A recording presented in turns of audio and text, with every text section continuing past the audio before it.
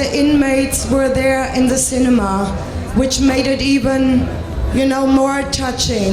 So maybe Fernando, you tell us, after they went back to the prison, what did it mean for them, to saw the film you did? And well, it meant a lot, but at the same time it kind of stressed, because that little minute, those few minutes of so much passion, love, and freedom, and so many people there, I can go back to the prison after. It was a little bit stressing, but now that the vibes is strong, the inmates are really looking forward for a good return, and well, we have some copyrights agreement with them, so they hope to see some little money.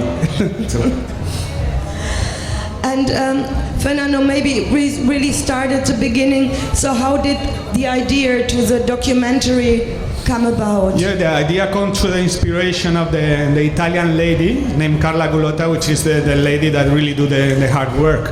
For me, it has been a pleasure to do this movie, but this lady is a lady that works almost 24/7 to help other people with no reward. She's always begging institutions money to get a little money, because the Jamaica government don't have any money to provide us. So we need support from the European Union, we need support from different non-governmental organizations all over the world. I met Carla long time. She lived in Jamaica from 1988, I think. So she linked me, she knew that I was into filming. This is my third movie. And she said, would you like to do a movie about my work? I said, if I want to do the movie. So I started to talk to the minister, ask for permission to do this and to do that. And well, it took time, because we live in Jamaica and we know things take time, but basically we were patient, we get the permission, and then we start work. And the result, I think the result is a good one. I'm very happy. So far, everywhere we have been showing this movie, a lot of screenings in Jamaica, and the reception and the response. Well, the one we have for the ambassadors and the diplomatic corps, we have screenings for the government of the Governor General of Jamaica, Ministry of Culture, all kind of institutions, and not only that, but children. Even the Riverton City, which is the garrison we show in the movie, with some of the inmates coming from Riverton City. We had 3 screenings, and we really had a lot of fun. Families going there, the grandfather, the father, the children, everybody enjoying the movie, and nobody booed so far, and nobody threw me no bottle, so everything good. And Fernando, what did it mean to you, when you enter I think the official name is Adult Tower Correctional Center, but it's the infamous General Penitentiary. So what was it like when you entered the place for the first time? It is very funny that in order to preserve human rights, they change the name of the place. It's something stupid, because General Penitentiary, everybody knows GP.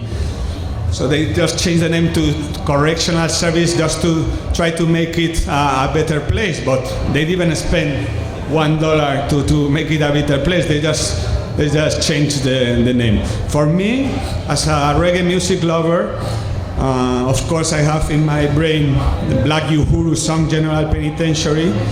I have in my mind the song that Bonnie Wailer wrote for the 1 year he spent inside the General Penitentiary for smoking ganja.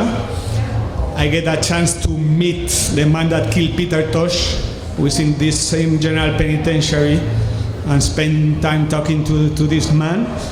I spend time talking to people about the incidents when Jim Brown, the leader of the Shower Posse, was burned up inside the cell. And the fact that also this building was built for slaves. This is the building where the slaves that were brought from Africa to Jamaica spent their time until they were sold. So it was not a prison originally, it was a place to have the slaves until they were sold. So all these things put together that were already in my mind about the General Penitentiary and this charismatic institution.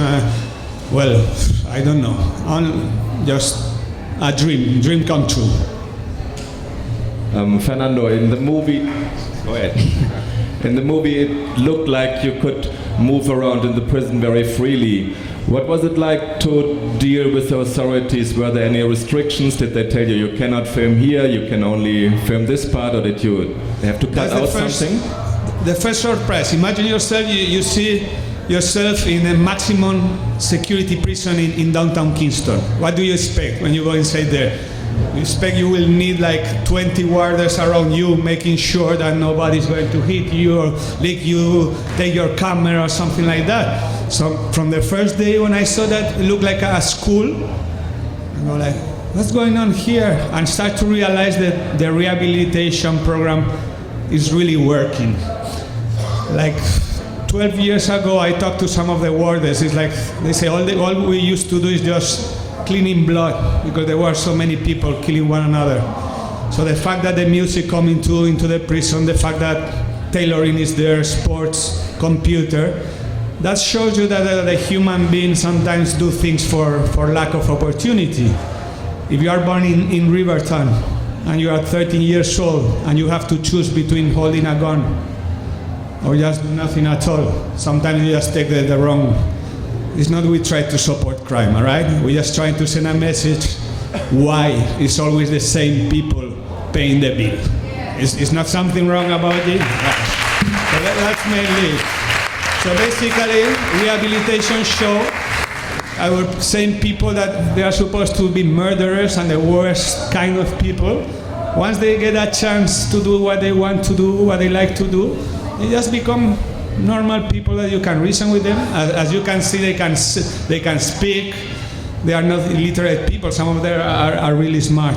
In general, there are studies that shows that the average intelligence inside the prisons is higher than the average. Why? Because most of these people are the ones that have to think how to rob a bank or how to do this or that. So yeah, I found a lot of characters. I could have done like 20 more of them, and I have a list of more and more, because at the beginning, okay, well, what is these white people here doing with cameras? And so more and more that barrier fall down, and more I start to see people that want to do more things. I say, but I don't have no more space.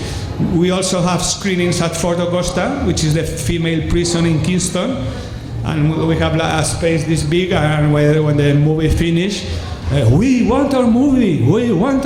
So all the ladies, you need to speak to the minister, we want our movie. I said, well, we want our movie? Okay, I don't know, let's see. And you know, when we watch the film, you have the feeling the inmates really trust you, you know? So how did you kind of create, you know, what was it like that they were so open, you know, which is amazing. Well, the fact that in the pre-production, before we start to shoot, I spent like maybe 2 months going to the prison on an everyday basis and talk to different inmates to see which one of them have different stories to tell, things that can capture my interest. And maybe I could have done 3 more hours, but I had to choose. So that was about 2 months. When they start to know me, that I'm a person, I've been living in Jamaica for a good while now, and just the fact that I knew the rhythms, I knew the music, and when they say, will you go to visit my family? I said, I'm not afraid to go nowhere, just give me a telephone number, I will go to Riverton, I will go to March Spain, I will go. So all those barriers that I always had at the beginning, I would say in 1 or 2 weeks, all the barriers were down, and we have just a face-to-face, person-to-person kind of relationship that built. And today that relationship is still there, because after I finish this movie, I volunteer to keep working in the penitentiary, and I will stay there forever. Definitely, we have this little studio, we have our Pro Tools, and now I have really an impressive backing and support from artists like Freddie McGregor, Assassin, Chronix, Etana, and Marshall Griff. I don't know how many phone calls I get from morning. Hey, are you Nando? Yeah, I'm Nando. Who's this? Freddie McGregor. I want to go sing. So things start to go. I get calls from TVs in Jamaica, TVJ, CBM, start to talk about it, and very interested to create a national debate about rehabilitation. And this is important because it's very sad that as I tell you, this building was built in 1800s for slaves. What you have seen today, those inmates, most of them are what we call veterans. They have been there, they have life sentence. It's one man, one cell. Most of the cells is 3 men in one cell. 1 man is hanging. 2 men are lying on the ground. If 1 man want to go do number 1 or number 2 or pee or whatever, need to wake up, even if it's 3 in the morning, 4 in the morning, 5, you need to wake up everybody in order to avoid sexual encounters between inmates. So if you are going to pull down your pants, you need to wake up everybody, so everybody know for sure that you are not trying to have sex with an ex-inmate.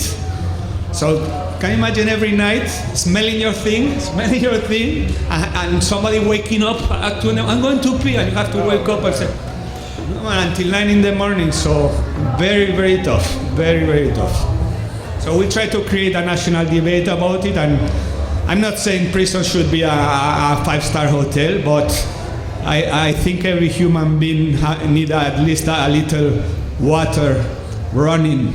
That is just the basic thing that they should have, I guess. Thank you.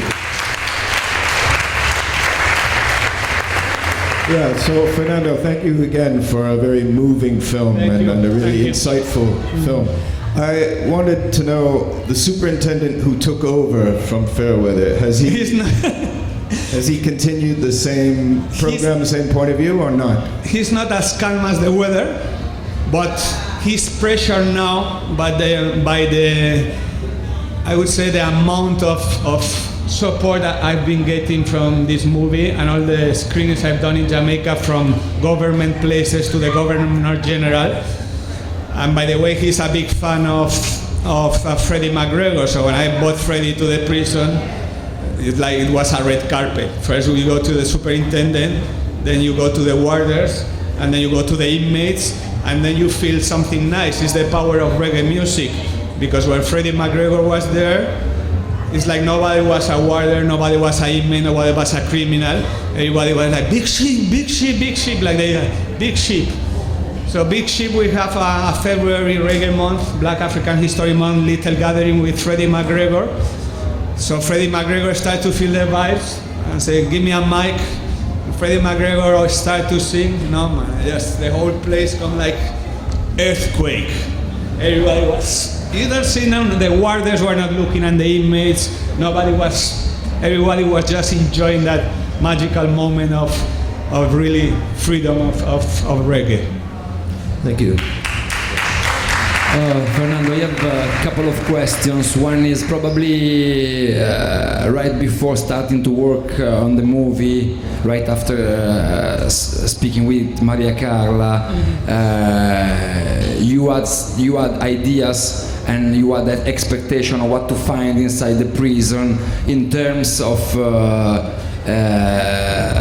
working with images and telling stories. So I'm wondering if you had what you were expecting for, or something changed your mind and... No, well, the only thing that changed my mind is like, as I say, I applied to volunteer because there is an expectation that the music studio need to keep working. We don't want to finish this movie and try to collect a little money and that's it. We want this studio and the movie can help to be something that can be expanded and get bigger, and the inmates have a chance to think about rehabilitation, not just like a word, but something like, it's true. Maybe, in fact, the trombonist is on the street and he's playing with Sparrow Martin, Scary Bird. Yeah, he's playing music. So that's a good news. Andrew, who learned to play trombone at Alpha. I don't know, maybe if there is any Jack Ure fan over here. Jack Ure used to spend most of his time with Serrano Walker. Maybe you feel this man have a little vibes of Jack Ure. They used to live in the same cell, so we want to keep expanding the program, but we depend also on funds. The government is not going to give us funds, but maybe the movie and the doors that the movie are open for people, are going to help us. Also, there is an ex-singer who is not in the reach too late. He never trusts me, so now when he reach, I want to be a part. I say no.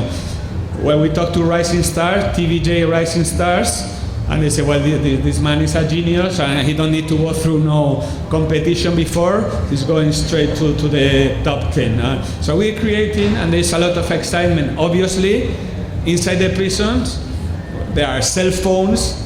They're not supposed to, but there are cell phones. There is ganja. There is, except what Vice Cartel songs sing about. Everything else you can find. So basically, we want to expand it to Fort Augusta because the ladies are very upset.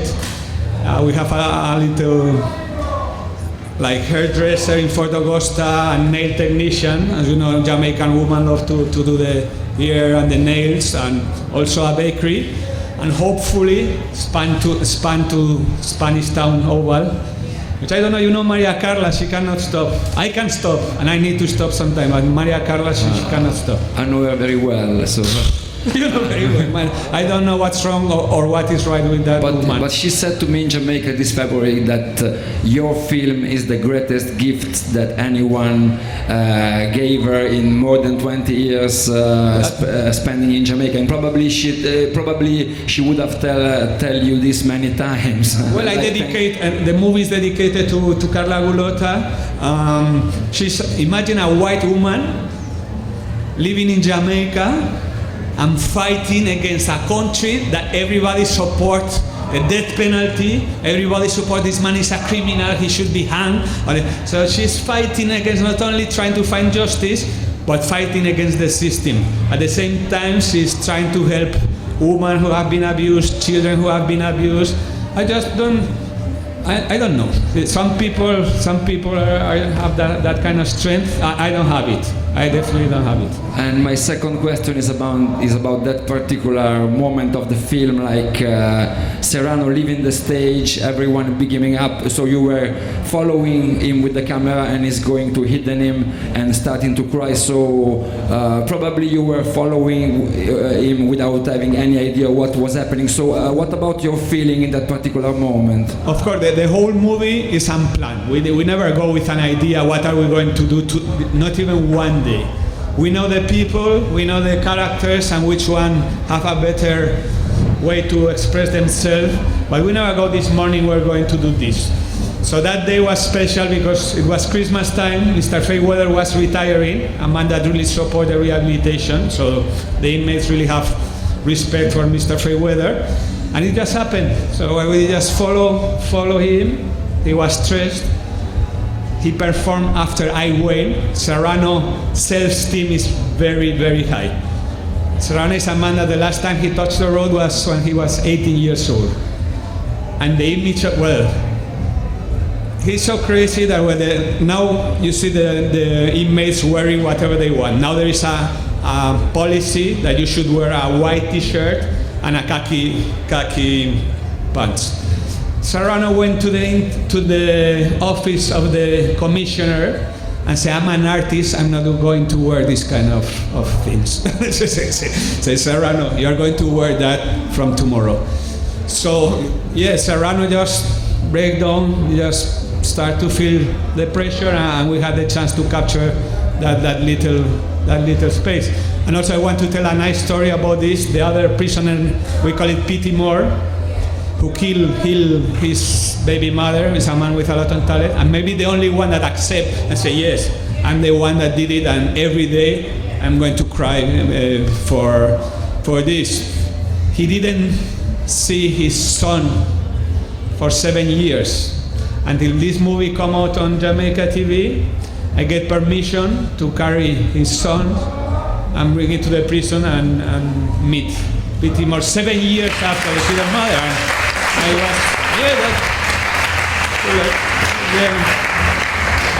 Daddy, you're a big superstar now, Daddy. And he knows that, because when you have victims, big man is dead. How about the children? They are the really innocent victims of all this mad thing called violence and called Babylon system in general.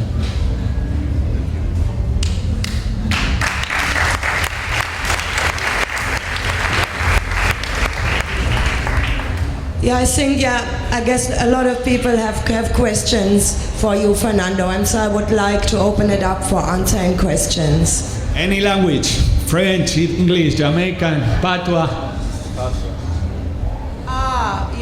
Give thanks and praises for this film. I was invited to the screening at the university, and I just couldn't make it at the time. So I want to personally just thank you. Thank you, my darling. Thank you very much. I have 3 kind of questions. What was the role? Was Vybz Kartel in prison when this was being filmed? Well, that's a good story. Vybz Kartel was in prison already, but Vybz Kartel, since he never get a sentence, was sent to gun court first. Then there was the incident where 5 women were alleged to be spent some time. From he did that thing at gun court, he was transferred to Horizon. Horizon is the remandment center by Spanish Town Road. So all this time, Kartel has been at Horizon, and likely he will be free in November because one of the 2 charges has been dropped.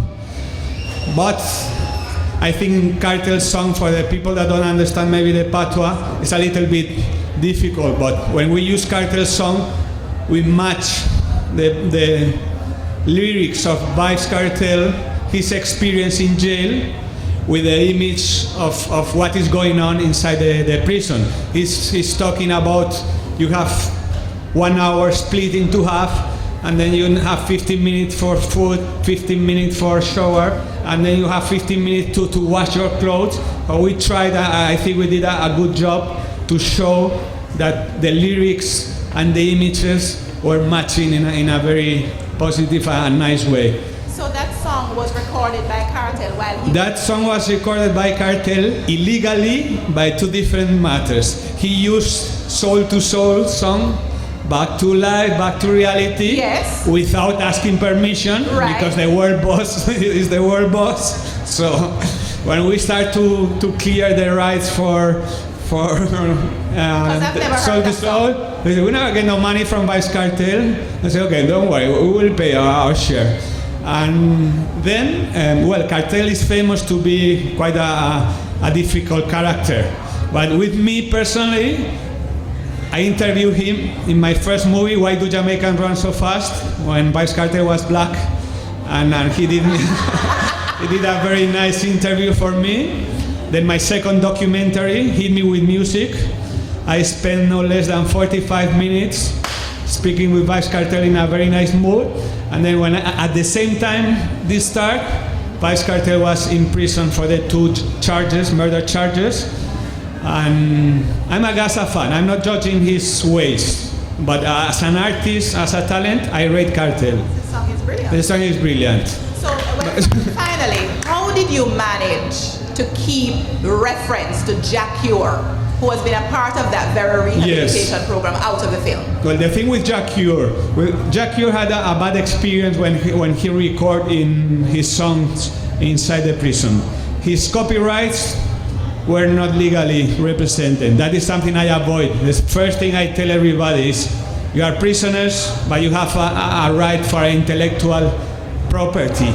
Some of them didn't even know what was intellectual property. They don't even understand that they have a right for that. So I bring somebody from JCAP, which is the association in Jamaica that deal with copyrights, give them a speech and make them understand what is a copyright.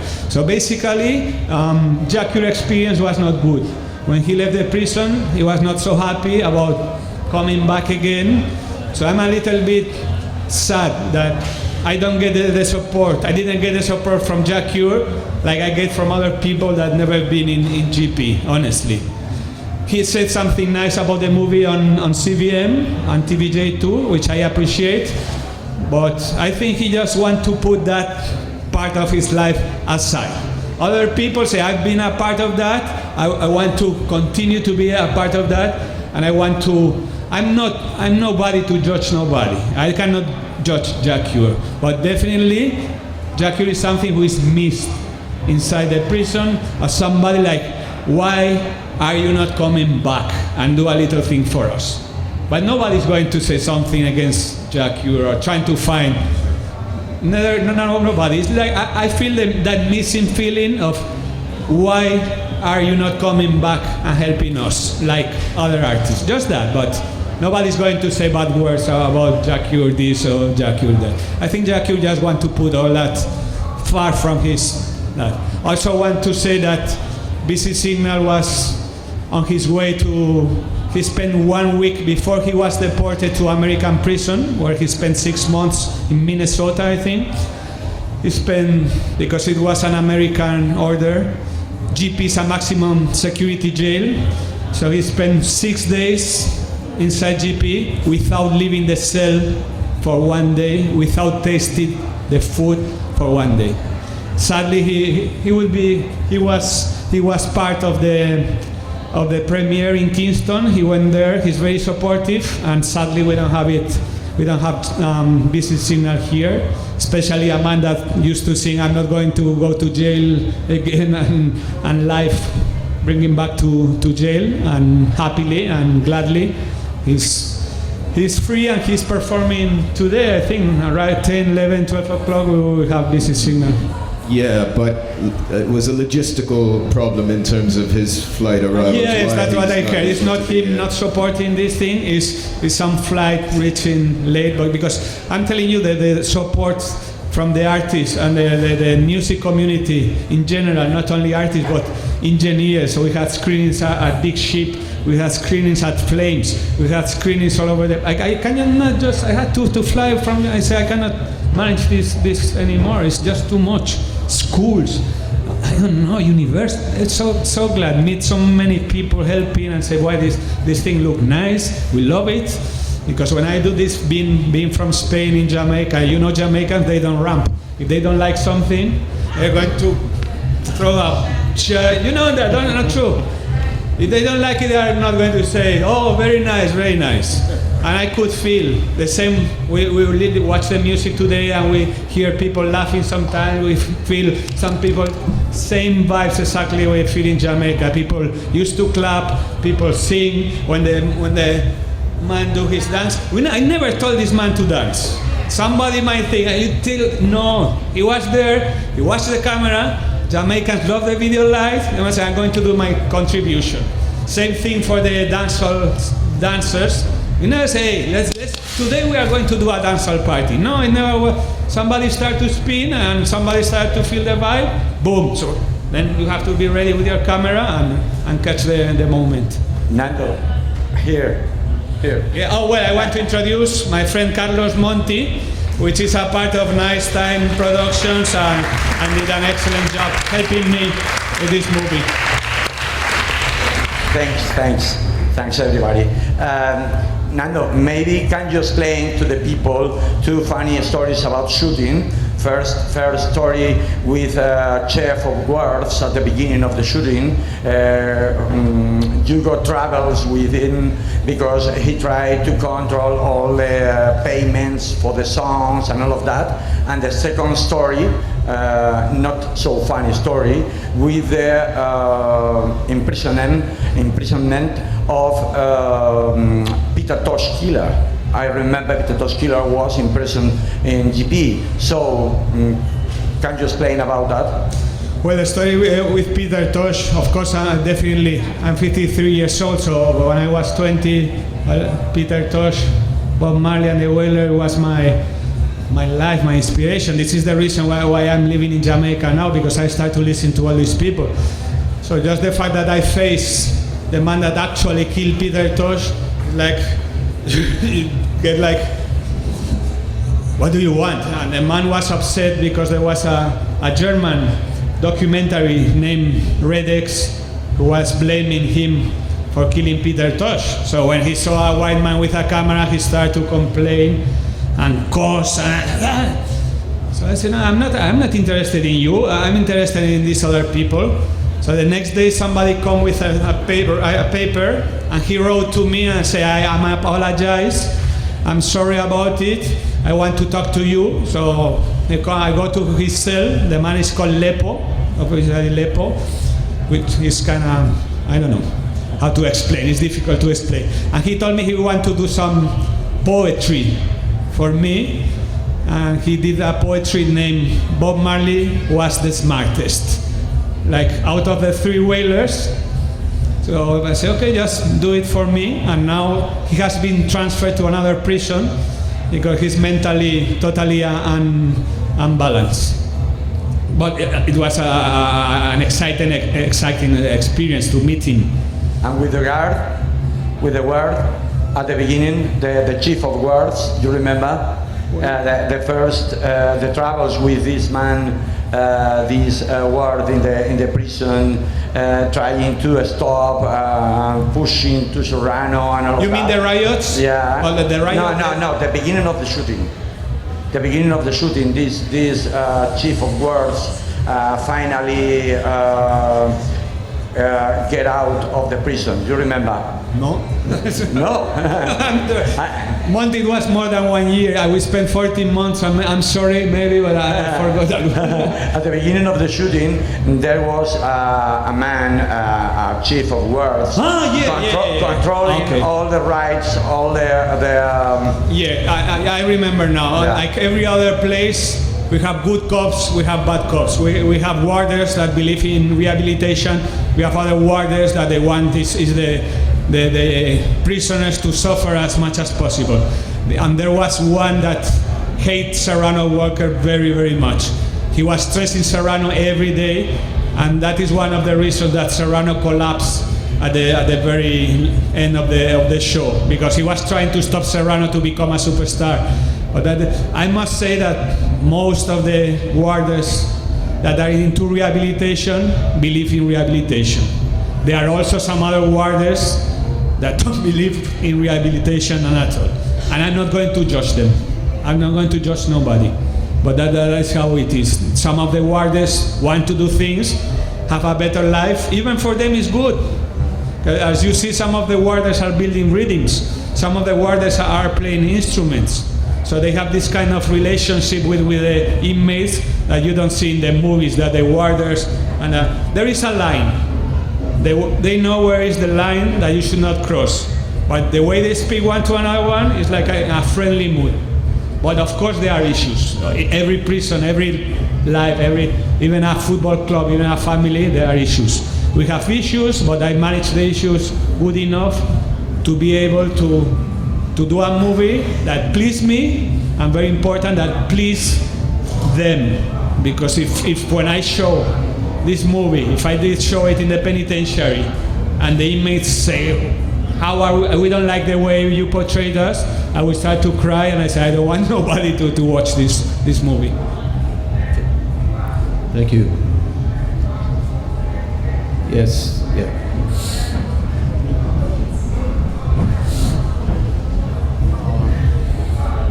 First of all, I just want to give thanks for this movie, because I'm a one who have a little idea personally what it's all about, because I spent 23 years ago, I spent 6 nights in Savlamar jail, so I know which jail again? Savlamar. Savlamar jail? Yeah, man. Old colonial jail too. Really? Yes. So I don't know. We a little bit far to reach. Savlamar. We will try. Yeah. So you feel? I just feel it. I feel it come like you take me back to jail, you know, and really. And so I just want to give thanks. My question just is, because I say this movie is out of Jamaica, but it represents most probably more than 80% of the prisons of the world. So my question is are you going to present that movie on other film festivals and let it be shown to the rest of the world, so that we come to a point that this kind of slavery comes to an end and we really reach to a point where rehabilitation is really fulfilled and done, you know? Well, Rasta, thank you very much. Welcome to Free Space again. I guess this movie touched you. Nice Time Productions, actually, I was born in Spain, but I live in Jamaica, and Nice Time is 100% Jamaican company. So we are small. We went to California Film Festival named Pan-African, where we win the best movie, which was a good way to start. Then we had also in Kingston, something that I really like. It's a Pan-African Film Festival sponsored by the University of Missouri in America, They have 5 places all over the world showing movies about Africa, but considering Caribbean, Black Africa, or American Africa as a whole. This is a festival where you don't get no award, and I like that because I watch beautiful movies about different things in Zimbabwe or Rhodesia, any other place, and I don't want to compete. Why should I compete against these people? I love what they're doing. I love them. So yes, I want to spread the message. I'm not so interested in the prizes or awards. Yesterday we've been in some place in Holland, in Amsterdam. I went to the website this morning, and we come second in the People's Choices votes in a big festival with 36 votes less than the number 1. We are going to Canada. We've been in Pisa. I have a lot of offers for distribution, so I'm very confident that the message is going to spread, definitely. I have no question about it, and thank you for Rototom again for having me here. Because this is a good way for me also to spread the word. And do we have some more questions for Fernando? Who would like to put the next question to our special guest? Yes. Hi. It's not necessarily a question. I'd just like to say it's a fantastic film, and thank you very much for bringing it here. It's brilliant that it's here because for me, it gives people a little bit more of an understanding of the reality of life in Jamaica, where people are here smoking weed, listening to music, understanding it, not necessarily understanding it, and thinking Jamaica's something else. But the reality is this film. So thank you very, very much for bringing this film to Rototom. Bless you. Thank you. Thank you very much, my Empress. I would say, from your accent, I would say you live in the United Kingdom. Yeah, we had a screening at the Jamaican High Commission in London, and the place was packed like this, and the reaction and the response was amazing. And I want to say, well, a little, I wouldn't say secret, but the next inspiration, there was a guy there named Al Fingers, and showed me a book named Clark's in Jamaica, about Clark shoes. So my next project, my next idea, is to tell the story about why Jamaicans love Clark shoes so much. Thank you.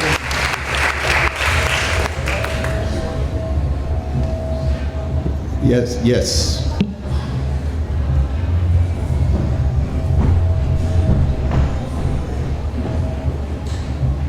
Thank you. I want to thank you so much for the film. I don't know if you know how much I cried throughout your film. I saw you cry. I was behind you. I saw you cry. My feelings, I get goosebumps. But I want to invite you to Washington, D.C. I want to sponsor a film showing there. I have to participate. Bring me. The first question I wanted to mention, I want to say I've maybe been to Jamaica 30 times. I've never felt or seen the energy that I saw out of the prison life. Thank you, dear. But the vibes is strong. But I do want to say that there is a beautiful Jamaica. There is a loving, peaceful, weed-smoking part of Jamaica that I go to. And the film is one reality of Jamaican life and experience and poverty and all of that, but then the other part is beautiful. So I want to just put that out there as well, sister. Yeah. I want to put that out there. So that's all I want to say. And I want to ask you about the equipment. There was some very sophisticated equipment that, is that equipment still, is that your studio there now? You mean the sophistication about the music or about my own equipment? Well, the music, but I saw yes, you saw Pro Tools. Well, the place is kind of small. Yes. It's the only facility in Jamaica where we have a computer where we can use Pro Tools. Okay. But once I record, Now I am in charge of the studio. I'm like, the government is happy with me and say, go on, and if I don't go back, there will be a riot. I am seriously. And I want to suggest to you, I'm in the marketing, you should do a soundtrack. I have the soundtrack. Okay. I definitely have the soundtrack. Part 1. It's not going to be. That will raise the funds. That will help raise the funds that you need to continue. We have, as a company, as a production company, we signed with the commissioner, with the Minister of Security in Jamaica, assuming this movie get profits. Some of those profits need, by law, to go straight back into the rehabilitation no problem. program. But it should be here for us to buy now. Right now? Yes. Thank you. Well, it will be soon. It will be available soon on all kind of online things. And I get a very strange offer from some big guru in India, which I never know about him, and I search, and he's supposed to be the 3rd richest man in England, in India. So yeah, we were getting offers from many parts of the world, and definitely the soundtrack must be a part of it, but just part 1, because I'm telling you, there are more artists now that want to join. Now that that wall that separates me from them is totally destroyed, it's like there is a line now. Hey, I can do this, I can do that. Some of them can sing, some others can dance, some others can build rhythm, some others can play guitar. So yeah. So, but Excuse me, and even income for their family. Yeah, of course. No, listen. I don't pay the inmates. Yes. I pay the correctional service, and the correctional service gives some money to the inmates, some money to the family, some money to the victims. Yes. So the money and the production that is shared in a decent and let me tell you something. If you give the money to the inmates, the first thing they do with the money is buy a Louis Vuitton cap and a Moschino whatever. That will be the first thing. As you see, there's a lot of swag. It's a prison with a swagger in prison, very much. But presumably, eventually, the DVD will be available for purchase, and the soundtrack separately on CD and download. We will sell all kind of, nowadays, all kind of things that make a little money is good. There will be physical DVDs with the soundtrack and the DVD that you can buy with the music and the movie. But my plan is basically to do cheap downloads. I rather get to too many people and maybe charge 3 or 4 euros and beg the people, say, please don't pirate my movie. If you are 1 euro, give me 3 euros and maybe I can do a next movie. And you're helping the inmates and you're helping the whole project. So I'm not going to charge not even 10 euros, it's like maybe 3 or 4. So I hope that people understand that to do all these things are for me to get a little money, and the inmates and everybody, we need a little support. And we'll see. I'm confident that the people will help. You cannot ask for 50 euros for a movie anymore or something like that, but I think 3 or 4 euros is reasonable. You can download it, you can keep it, watch it with your friends. So I don't know, everybody has their own conscience, and whatever they want to do, up to them. Of course, somebody will pirate it, I know that for sure. Changing topics, like you did 3 movies, and every movie is very interesting, very touching about social issues in Jamaica. What will be your next move? I told you why Jamaicans love Clark shoes so much. It's a very funny story. Clarks start to be made in England in 1829, meant to be very, very classy shoes for children that go to very classy schools or old people that go to very classy clubs. And for a story that I want to tell, this brand name Clarks start to be the brand name in Jamaica in the 1970s, where people like Dennis Al Capone or this type of artists used to start. So what they did, they went to England to sing. They never collect too much money, but they went to this little town, buy 4 or 5 barrels, and buy Clarks.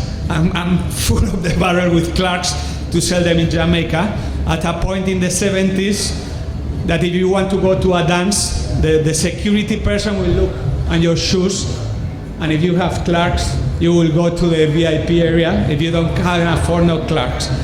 And all this story come to our days, especially when Vice Carter released his Clark shoes.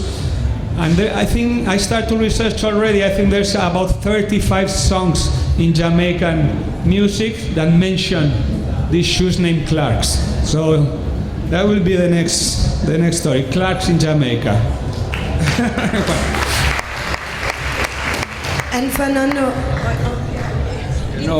This is reminding me a story about Earl 16 being banned from Stoosh band playing in hotels because he was wearing Clarks, and it was inappropriate to wear Clarks in hotels, like being a performing artist in upper class environments. So this is interesting. There is, if anybody's interested, there's a beautiful book you can buy on Amazon named Clarks in Jamaica, which show the same story with some beautiful pictures from, I tell you, from Dennis Al Capone wearing his rifle and his Clarks, up to a Bobo Dread in Kingston Street with the brooms and his turban and his Clarks, to Chronix and his Clarks, and to Bonnie Lee and his Clarks, and people saying, I love so much my Clarks that when my Clarks smash up, I bury my Clarks in the cemetery, and things like that. So it's kind of a very funny story. My Clarks are in Jamaica. One baby learned to say mommy, his first word. Learned to say daddy, and the third thing he will say is I want a Clarks. Definitely, it's true, and it's very, for me it's very inspiring, because it's very funny that in some places like England it's considered to be a children or old people's shoes, and suddenly in Jamaica it become the latest trend and the thing to wear. And movies coming and music coming about it, so I definitely want to do that story. And hopefully I will have it here and show. Or we can have a Clark's show. Fernando, all your movies, they deal with Jamaica, and you live in Jamaica, I think since 2000 or something like this. And Yeah. so what is your fascination about Jamaican culture? Well, for me, as I said, when I was 15 years old, Spain was under a military regime. Well, most people here are young and don't have an idea what it meant to live under a military regime. The only music we could hear is Lola Flores and Manolo Escobar and flamenco, which I don't have nothing against, but being 15 years old, it's like you wanted something else.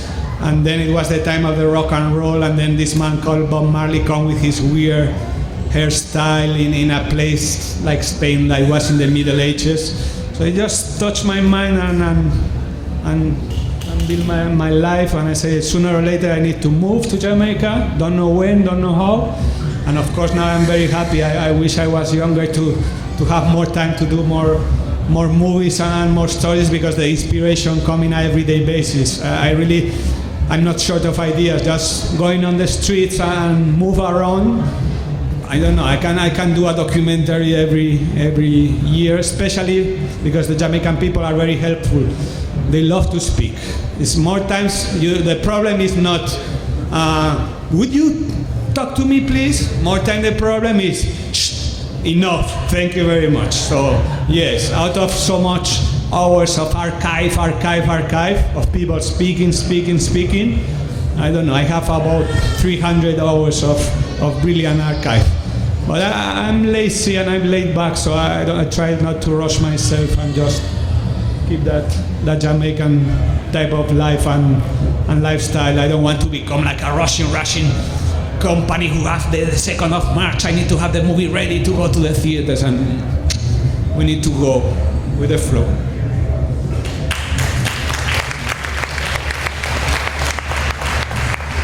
Do we have any more questions from the audience?